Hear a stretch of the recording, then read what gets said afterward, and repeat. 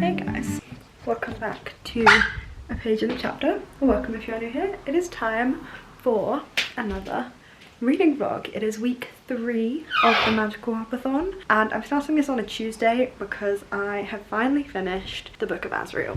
I did a lot of reading over the weekend and I kind of finished it off yesterday, but yesterday was an incredibly busy day. I didn't really do any reading, so that's why I wasn't vlogging it. But it is time to choose the next park that we go to, and we are gonna let the spinny wheel decide. I feel like I'm happy with whatever it chooses, to be honest. I'm maybe slightly leaning towards Animal Kingdom, because if I start with the attraction in Animal Kingdom, which is what I like to do, then that will be a 5-star prediction, so obviously I'm really excited about that. It's also a contemporary, so it's gonna break up the kind of 2 fantasies that I've just read back to back. But if we start in Magic Kingdom, then I have another romantasy to get through. But I could also just start with my show and snack prompt, which I've doubled up on, which are not a romantasy, they're like sports romance. So I'm pretty happy with either. They're both pretty even in terms of they have books that are slightly outside my comfort zone and books that are, so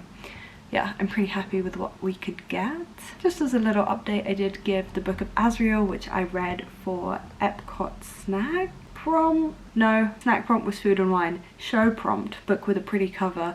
I gave Book of Azriel 2 stars, which is why you should maybe not judge a book by its cover. I just really couldn't get into this. I really couldn't care. I thought it was way too long, and I just it didn't grip me.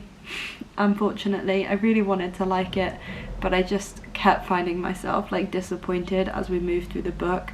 I felt a little bit like with Feybound, there were elements that I should have liked, but I just didn't feel like they clicked, and I just ended up really not feeling anything for the characters and therefore their romance, and I really didn't care. This maybe has an interesting world, but I think the world is slightly too complicated. It's very info dumpy at the beginning, which makes you care even less about the world and feel it's more complicated maybe than it needs to be. So yeah, I felt very meh about the Book of Azriel, and I gave it 2 stars. Let's go to the wheel. Spinning. What's it gonna be? It's gonna be Animal Kingdom. Yay!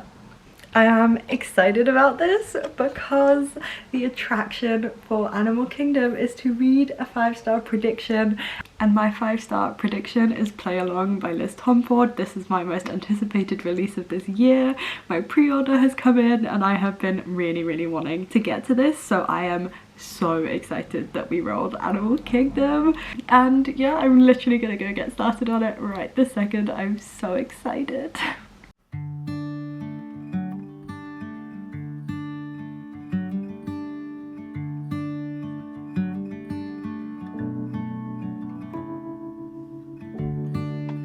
I feel like I really rushed into this vlog earlier. It's because I was on my lunch break, but I am 14% into Play Along already, and this book is already feeling like a 4-star and already so addictive. So I am obsessed with Liz Tomforde's Windy City series. I feel like I talk about it and rave about it in pretty much any video I possibly can. Books 2 and 3 in this series particularly have just made me sob my eyes out. They've had so much depth to them as a romance novel that they almost feel very literary fiction, as well as having a lot of the tropes of romance and a lot of the fun of a romance, but they really have that depth to them. And I've been so excited for book 4 because book 4 is a kind of got drunk and got married in Vegas set up to a romance, which I've never really read, but I love Marriage of Convenience. I just love the idea of marriage in romance novels. It's just an element that I really love, so I was so excited to see the approach that Liz Tomforde took with this book.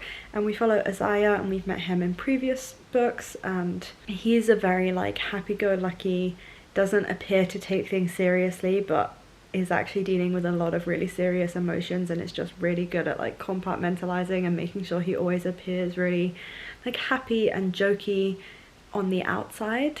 And I'm really enjoying getting to see the depth to his character, and I just love the setup to this book so much, and I can already tell that this is going to be like the kind of book where I just want to like stay up all night and read it. It really feels like a 5-star. I don't think it's going to disappoint me.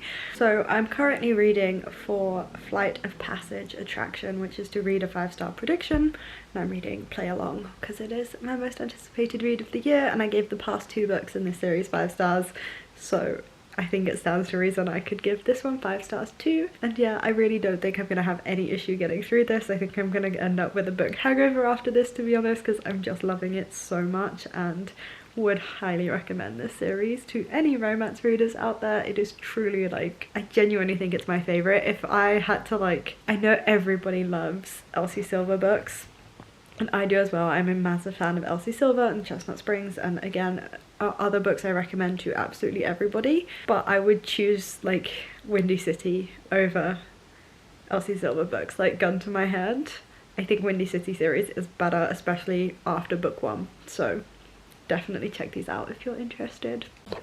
I am 77% into Play Along. I read 58% yesterday, and then today I didn't do my writing this morning. I used the extra hour and a half that I had before work to read some more of this book, so I am now 77% of the way through. I will be so easily finishing it tonight, and this is one of my favourite books of the year. It's gonna take so much for this to turn out to not be a 5 stars because I am obsessed with it.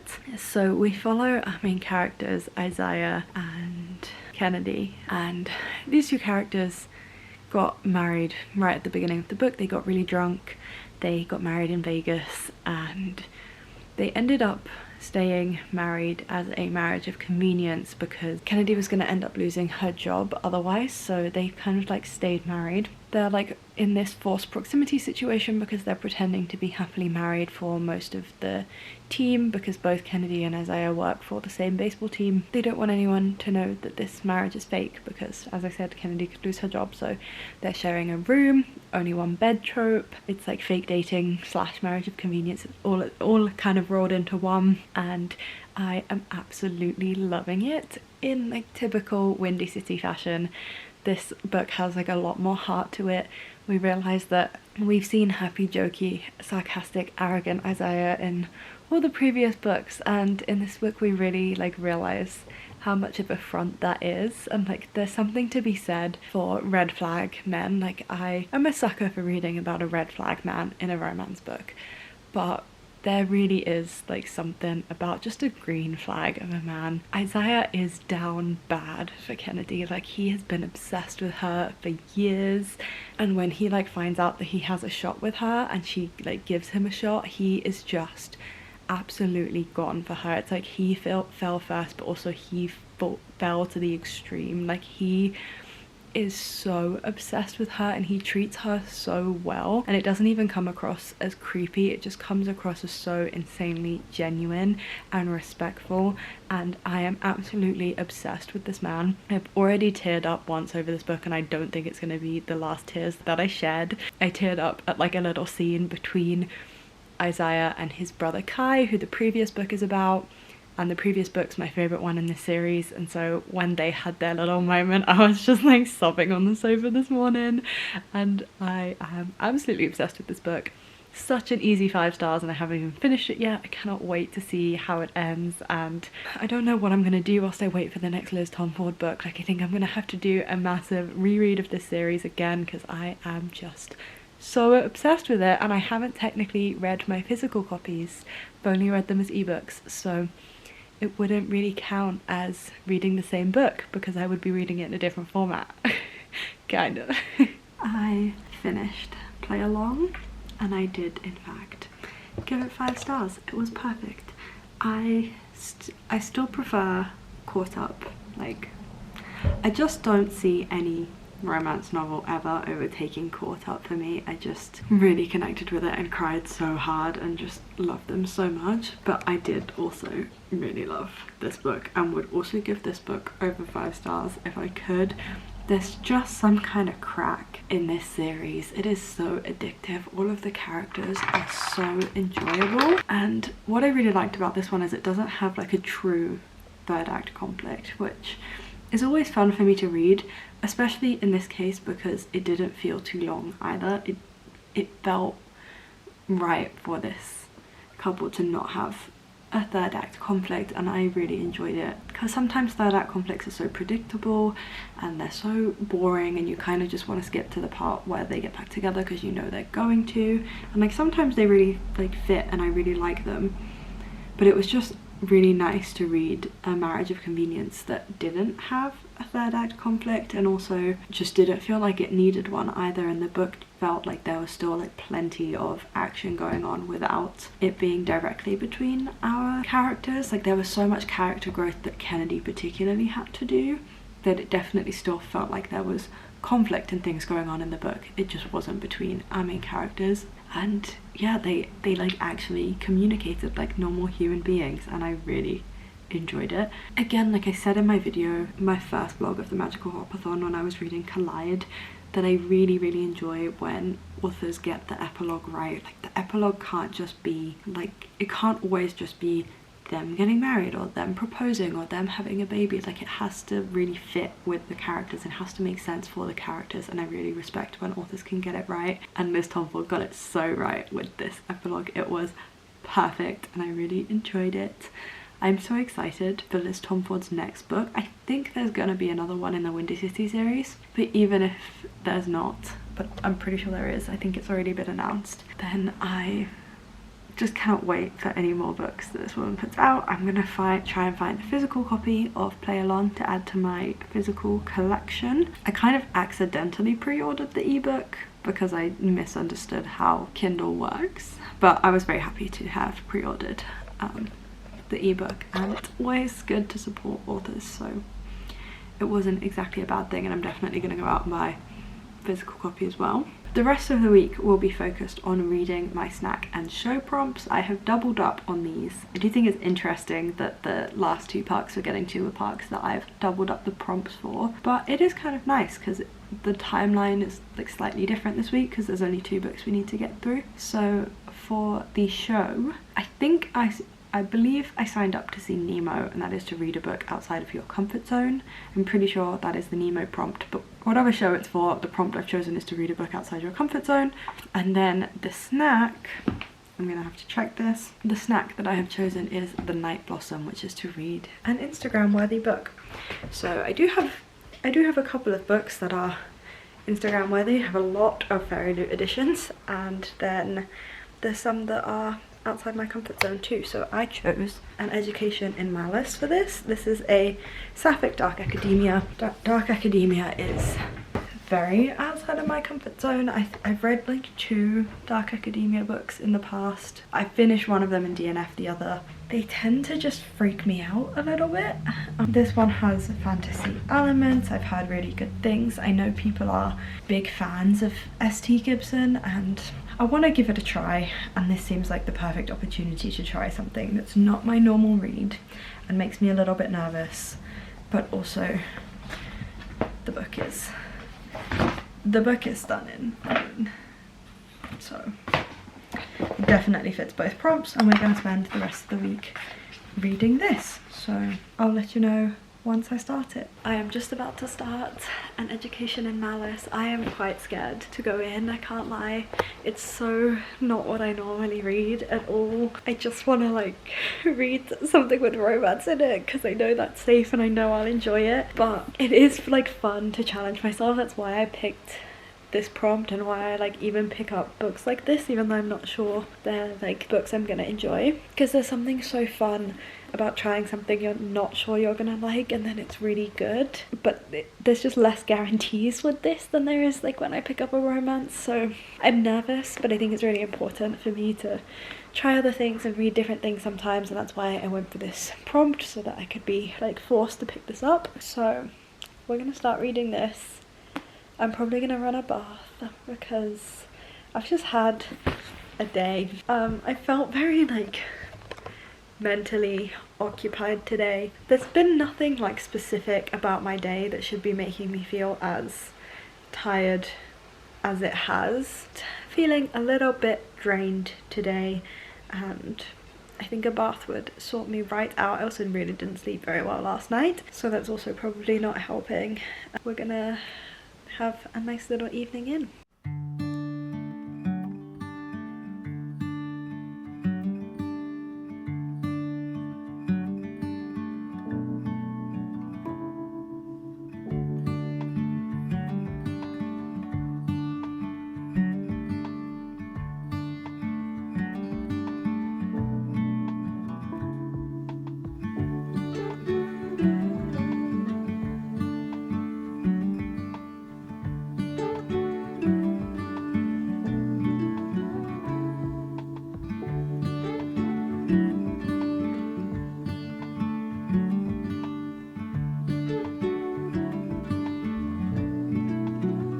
I have made it 100 pages into An Education in Malice, and I am actually really glad that I picked this up. I was scared of this for nothing. It actually feels like a very fast-paced, easy read, which I wasn't expecting. I was expecting to have to kind of slog through this a little bit, but it's very digestible. It is dark academia, but it's fantasy as well, and I think that's why I'm finding it more digestible. It is slightly more in my wheelhouse than I thought it was. Like, I knew this was like dark academia. Like, I had some idea that it was a fantasy, but not in the way that it is. I thought it would be like a secret society, like a little bit of magic. Like, I guess I was expecting more Ninth House vibes. This is a dark academia, sapphic, rivals to lovers that also has vampires in it, and we follow our main characters Laura and Carmilla, and the fact that she's called Carmilla makes me laugh quite a lot. And they are studying poetry at this kind of women's university in Massachusetts, and they are #1 rivals in this poetry class, and because they're like top of their class rivals, they're invited to special private meetings with the professor in the dead of night, and they hate each other, but there's also something more there. I mean, Laura very much is attracted to Carmilla, and at the time this is set to, it's kind of about Laura accepting her queerness and exploring that a little bit more. She's had a very sheltered and kind of repressed upbringing, and now she's kind of at university and surrounded by women. It's about her understanding herself a little bit more, and yeah, I'm excited to see where the vampire aspect goes, because I'm not entirely sure how it's all going to turn out now. But the romance is really helping me get through this book, and as I said, like, I'm 100 pages in and it is just incredibly digestible. The writing on the pages is quite big, so I'm finding it just so easy to speed through chapters. Honestly, think I could maybe get close to halfway through this book tonight. Obviously, I've read the smaller bit, not the bigger bit. I haven't made that much progress this evening.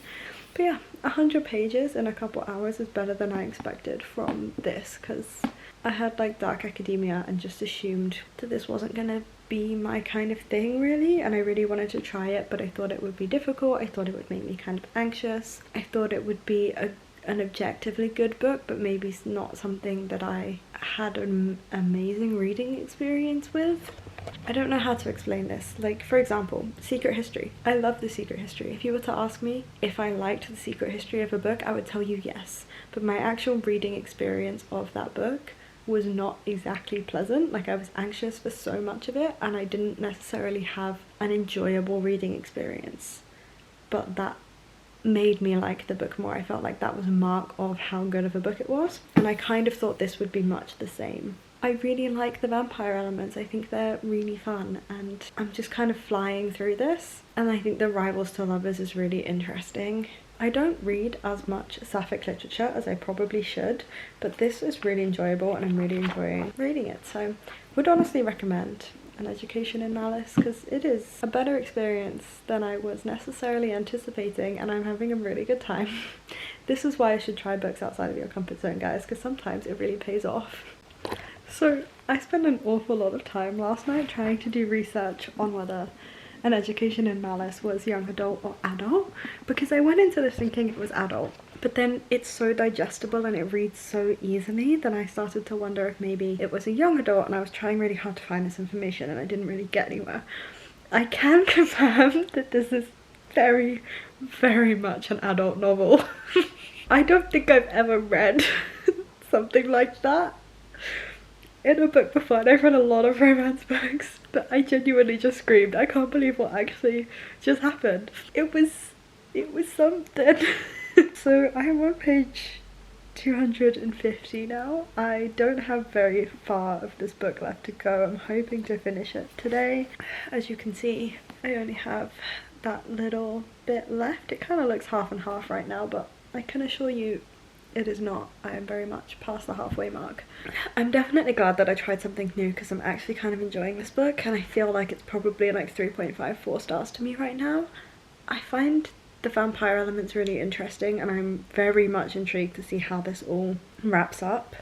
I think one thing that I do really enjoy about reading something other than romance is that you don't know how it's gonna end.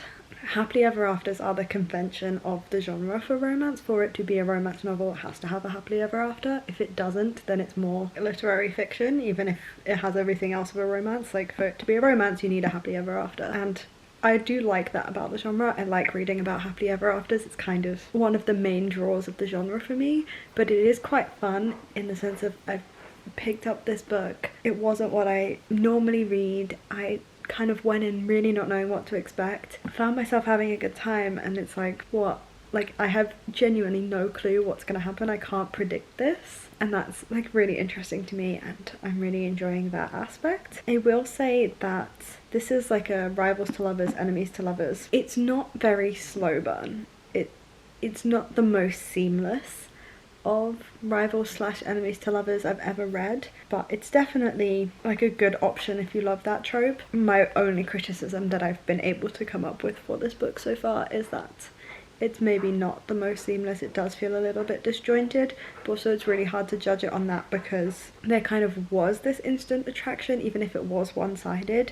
Like, from the moment that these two characters meet, there was like an element of attraction, even though there was also that rivalry there. So it's kind of hard to judge if it has been, like, it doesn't feel that seamless to me. It does feel a little jumping from enemies like right to like heightened and deep emotions, but also there probably is an argument there that it does make sense for these characters. So yeah, I am looking forward to finishing this, and very intrigued to see how it all wraps up. And I will probably, the next update will be when I finish this, whenever that is, with like my final reviews of it. It's been a very good week for reading, and this is why I really wanted to do this prompt. I talked a little bit about this last night, but now that I'm 250 pages in and thinking it could be a 3.5 or a 4 star, I don't know if I ever would have been motivated to pick this book up if it wasn't for me choosing the prompt to read a book outside of my comfort zone. And I feel that much more satisfied by the fact that I'm enjoying it because it was out of my comfort zone and I wasn't sure I would like it. So yeah, I'm very happy about this, and I'll see you guys when I finished it, hopefully. Guys, I did it. I didn't actually expect that I would do this, but I just finished An Education in Malice. Like, I actually finished the book before the weekend, and I'm like back on track again, ready for next week and the final part. We will be finishing off in Magic Kingdom, it seems. When I did the spinny wheel and I got Animal Kingdom, I didn't quite process the fact that that meant we would be finishing in Magic Kingdom. And I said at the start of this readathon that I always start in Magic Kingdom, and I wanted to try something different this time, and now we're ending in Magic Kingdom, and that feels slightly full circle, and I enjoy that. So I'm very excited about that. I have decided to give this 3 stars instead of 4, but maybe it's more of a 3.5 than a 3. I mentioned earlier that I really had to like try to find out if this was a YA or an adult, and then it got spicy and I realised it is very much an adult book, and it was a level of spice that I don't think I've read in a book before. I don't want to spoil anything, so I'm just not going to continue to elaborate on that sentence, but this is definitely an adult book. But if you remove the spice, it very much reads like a YA, and I was kind of like, oh, do I like that or do I not like that? Because on the one hand it was so accessible and it was so digestible, and I found it so easy to fly through this, and I read it in 2 days. But on the other hand, the story felt a little bit shallow. I felt like I didn't really believe in the romance here. It very much moved from this enemy slash rivals to the lovers section, without much depth. Like, I'm supposed to believe that they have this like eternal love, but I didn't quite feel the depth of it. And then I also just felt like the story was a little bit weak and wrapped up in a very weak way. I just felt like I really liked the plot and I really liked the romance, but both elements just felt a little bit weak if you looked at them in isolation. So I'm giving this 3/3.5 rather than 4, but I did really enjoy it. Like, enjoyment wise, I had a great time. Like, I read a book that is wildly outside of my comfort zone in 2 days, and I've had a really like positive experience with it. I just don't necessarily know that I care that much about these characters or the actual like plot here. I don't know, I just feel like there was some real depth lacking. If anyone else has read this, please let me know if you felt the same way. Maybe have a more eloquent way of explaining what I'm feeling about this book. And if anyone has read anything else by S.T. Gibson, let me know if it's the same kind of thing for her other books. Are they also feeling a little bit shallow and surface level? But yeah, I am very happy to have finished this book now. We finished Animal Kingdom. That was speedy. I'm probably gonna get started on Magic Kingdom fairly soon. I might not wait till Monday, because we have to read Pucking Around for Magic Kingdom, which is a 700-page book. And not only do we have to read a 700-page book, but we can only read this in the evenings. So I might need to get a move on with this soon. We are so close to finishing out the Magical Hopathon, guys. It's going so quickly. And I really thought that I would have more time to go back and do more prompts, but I don't think that will be the case anymore. I think last week with Feybound and the Book of Azrael just slowed me down a little bit too much. They were both quite heavy books that I didn't really enjoy. This one at least was really speedy and really, really easy to get through, and like was more enjoyable than I found both of those books, which is weird because I also gave those 3 stars and I enjoyed this more, so I guess this is a 3.5. But I'm not going to pretend that my rating system makes any sense, because there are 3-star books that I didn't really like and there are 3-star books that I really, really liked. I'm just a review of vibes kind of person. You would have to ask me directly about my review of a specific book in order to get a sense of how I felt about it, because my star ratings mean nothing really. They're just based on pure vibes. But I still have a busy Friday night ahead. I need to shower, I need to wash my hair, I need to dry my hair, I need to start editing this vlog. Like, there is much to do. I'm gonna go do that now. Just wanted to let you know that I finished this book and I had a really good time with it, and I'm glad I tried something a little different. Okay guys, I am just here to finish out this vlog pretty much and wrap up our week in Animal Kingdom. It has been such a smooth sailing week. I just had 2 books that I really enjoyed. We had our first 5-star of the month and a 5-star prediction, my most anticipated read of the year, that ended up being 5 stars, which is always fun when that happens. First 5-star of this readathon, and that was with Play Along by Liz Tomforde. I can't say I'm entirely surprised by this, because they did give The Right Move and Caught Up 5 stars as well. I just really love Liz Tomforde's writing. I think she has such a gift for creating deep characters that you really connect with and relate to, and I think her ability to create character development whilst also really tying in that character development to the romance.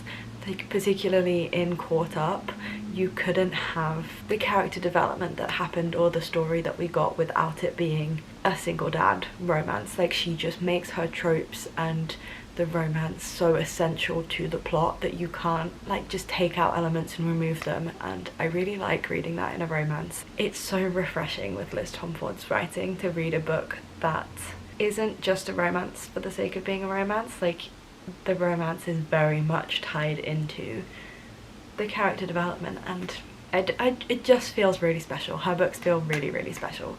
So I'm very, very excited that Play Along was a 5-star and still had that same vibe, and I'm just so excited to reread this series. I think it's going to be one of the first things that I do when this month ends, this readathon ends, I'm just gonna go back and go on a little Liz Tomforde binge. I'm very happy that like my favourite author and my favourite series has a new 5-star in its collection. And then we also picked up An Education in Malice by S.T. Gibson. This was outside of my comfort zone and this was doubled up for a snack and a show. The prompts for this were to read a book outside of your comfort zone, check, and read an Instagram worthy book. This has sprayed edges, fancy end papers, under the dust jacket print. Like, it is very much an Instagram worthy book. This is a sapphic rivals to lovers dark academia slash fantasy. It is more dark academia than it is fantasy, but it has an element of vampires to it, which is where the fantasy comes in. This was honestly a breath of fresh air and very surprising to me. I did give it 3/3.5 stars, but enjoyment wise, as I already explained in my last clip, like the enjoyment was up there. I thought this was really easy to read and really digestible, particularly for a dark academia. Like, if you're kind of nervous about dark academia, you don't know where to start with it, this is just so digestible. And it has a lot of the tropes that dark academia has. It has like death, mystery, it has like secret society, it has a big emphasis on like humanities subjects, artistic subjects. It has this sense of like academic validation and really striving for that, so it had a lot of really key elements of a dark academia, and I do think it was very easy to read. The thing with this book was just that I don't know if it just needed to be longer and certain things drawn out a little bit more. I think the romance needed to be a bit more slow burn than it was, because it's dual perspective. On like Laura's side, it was, I'm very attracted to you but I think you hate me and I'm not gonna let you get away with that, so I'm gonna be mean back. And then on Carmilla's side, it was very, you, like, I hate you and you drive me up the wall and you're trying to take everything from me, but sometimes I find myself like looking at you in a way that I'm not sure I'm supposed to be. That's like the vibe here, and I just feel like we went from that to you are the love of my life and I would do anything for you very, very quickly, and it kind of like, it made it very difficult to believe in it a little bit. And then also I was a bit disappointed with how the actual plot and the vampires and all of that wrapped up. It felt very unsurprising, like there were no twists or turns or anything like that. Like, what they suggest is happening as soon as the first mystery occurs is exactly what happens. Like, there's no, oh, we got it wrong. It's just exactly what they think it is all along, and it just feels very anticlimactic. So yeah, I'm giving this like 3.5. It's getting the extra 0.5 just purely because I enjoyed it so much. It was a very enjoyable way to kind of end out Animal Kingdom, and I had a lot more fun with it than I expected to, and I would definitely recommend it, as I've already said. So these two books made for a very fun week for me, and honestly I think Animal Kingdom might have been my favourite park that we've been to in terms of the books that I read and enjoyment wise. It would probably be Animal Kingdom and then Hollywood Studios and then Epcot. I enjoyed Epcot the least but obviously that's my fault for the books that I chose for that. But yeah, I'm very excited to kind of get started on Magic Kingdom next week. If you guys enjoyed this vlog and you would like to see more from me, then do please feel free to hit that big red subscribe button down below and stay tuned for future content. I upload every single Wednesday and every single Sunday. Definitely subscribe if you want to see the last week of the magical Hopathon, where we are wrapping up in Magic Kingdom. I also do have a Bookstagram account if you are interested. It is @apaigeinchapter, and I post pictures of pretty books and some of my reviews over there, so worthwhile checking that out. And without further ado, I hope you guys are having a fantastic week, you're enjoying everything you are reading, and there are no reading slumps in your future, and I will see you for my next video. Bye guys.